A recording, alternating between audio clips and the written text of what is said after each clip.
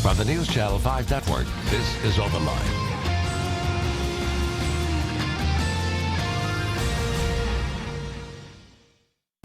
Hello everyone, welcome to OpenLine. I'm Ben Hall. Good show tonight. We are talking about two of the more controversial bills being discussed in the legislature this year. The transgender bathroom bill, we've certainly heard a lot about that. There was news today, and it looks like that is going to be maybe determined next week. And also gun legislation, always a hot topic. A lot has happened this year in regards to gun legislation. We're going to talk about both those issues, give you a chance to call in. We have a couple people up here who can talk all about it. Happy to have with us Representative Mike Stewart, a Democrat from Nashville. Representative Stewart, thank you for being here. Thank you for having me. You certainly know a lot about both these issues, so we'll get your opinion on both of them. And Peter Kurland, business agent for Local 492. Peter, thank you for being here. Thanks for having me. You're going to be here for the first part of the show. You and the people you represent in Local 492 have a strong opposition to the transgender bathroom bill. Is that right? Well, we just have a concern that it will have a negative effect on the ability of motion picture production companies to come here and work. That they will be nervous about working in a community where they feel there may be some form of discrimination going on. And in fact, we've seen in other states that there have been boycotts and that kind of thing. Now, the transgender bathroom bill requires students to use the restroom that corresponds with their sex at birth. And this has caused quite an uproar. There was going to be discussion about it today. That didn't happen. Where does it stand right now? The bill in the House and the Senate is essentially up in the finance committees of the respective bodies. And what that means is there was an AG opinion. I requested an AG opinion, and Representative Harry Brooks also requested an AG opinion.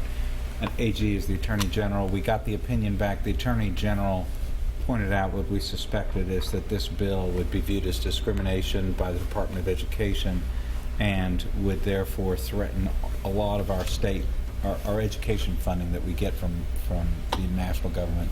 So that when what's called fiscal review, which evaluates the cost of legislation, looked at the Attorney General's view, fiscal review issued a fiscal note which said this bill is going to cost the state money. So that means now the finance committees in both houses have to review the bill and decide whether they want to commit the state's resources to it. So that's where we are. When you start talking about Title IX money, it's a lot of money. It's over $1 billion for Tennessee. So the Attorney General's ruling is essentially saying it puts that money at risk, or that we would lose that money? The Attorney General's ruling says it'll put that money at risk, but it's stronger than that. It points out that the Department of Education has specifically taken on other state entities and local entities, demanded that they not have these sorts of policies that discriminate against transgender children, and said that if you violate those policies, we're going to cut off your funding, or we're going to threaten your funding. So what the Attorney General said is this is not just a kind of a potential possibility. This is what's going to happen if in fact we pass this bill. The Department of Education will give us a choice. We can either not proceed with this policy, or we can lose our federal funding. So it's a very serious matter for our schools. And when this came out, when this ruling came out, you said this should be the nail in the coffin for the bill. Now, the fact that it was delayed, does that mean that you are seeing support erode in your opinion, or is that not the case? You know, I don't want to make a prediction.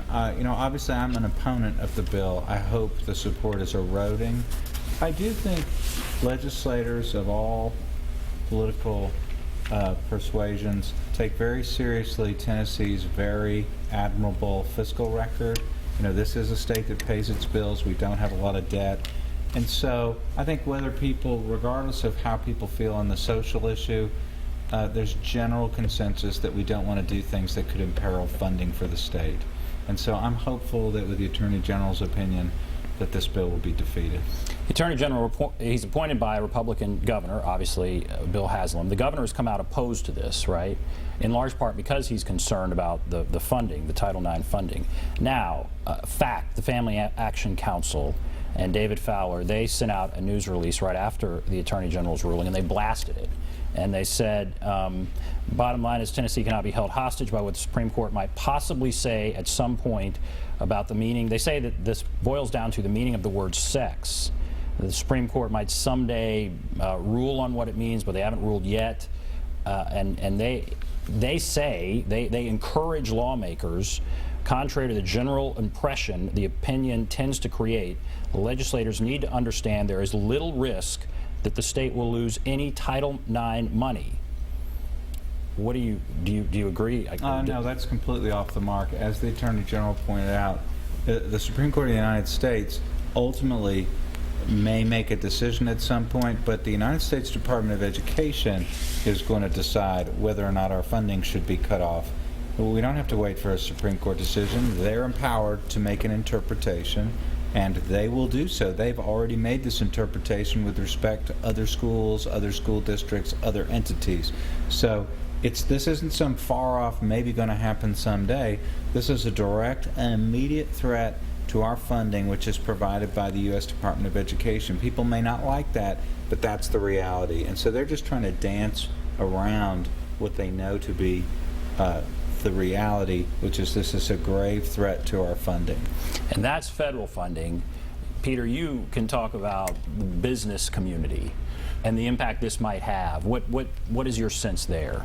Well, I know that there's a fiscal note attached to the bill that talks about millions of dollars of potential lost tax revenue to the state from the loss of convention business and tourism, which I know has already been spoken about by the Nashville Visitors Convention Bureau and ones across the state.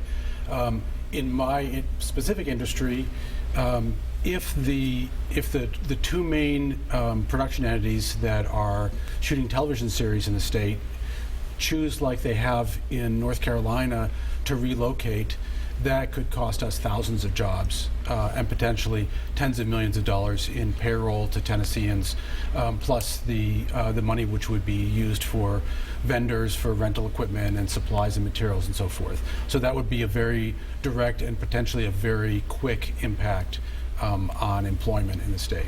And you've seen what's happened in North Carolina. So it's a similar sort of situation. Bruce Springsteen cancels his concert. All kinds of fallout. Have you been surprised by the fallout from the entertainment community in North Carolina? And do you think we'd see it here? And I think Ringo Starr just canceled. So did Ringo Starr cancel too? Wow. I'm not surprised because it's an industry that tends to be very concerned about discrimination. It tends to be sort of at the forefront of a number of social justice issues. So for them to be concerned doesn't surprise me, but it's more than them. It's Alcoa, it's Airbnb, it's Dow Chemical. I mean, there's any number of companies that have already spoken out against this bill, specifically in Tennessee. And I think there's teeth behind it, as we've seen in North Carolina.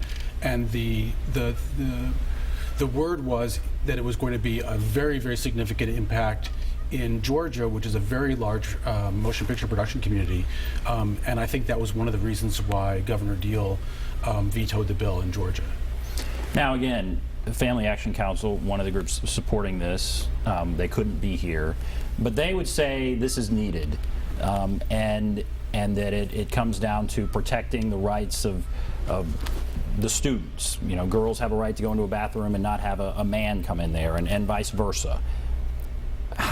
What is your opinion about where this bill came from, and what's behind it? That's the stated reason behind it, and there's certainly some lawmakers who agree with that. What is your opinion? You can both take that. Do you have an opinion, Peter?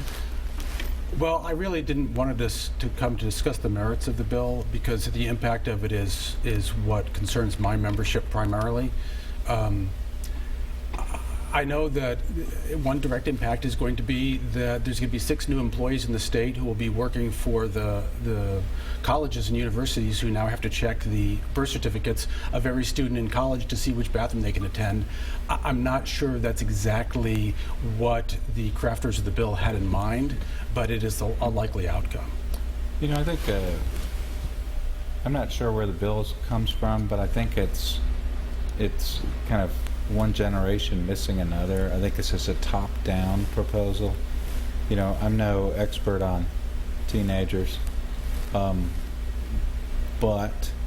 I've raised one, and my sense is that this new generation coming along is just not even focused on these type of issues, and that they're handling them just fine, and that our children are not feeling threatened if they have a transgender child in their school.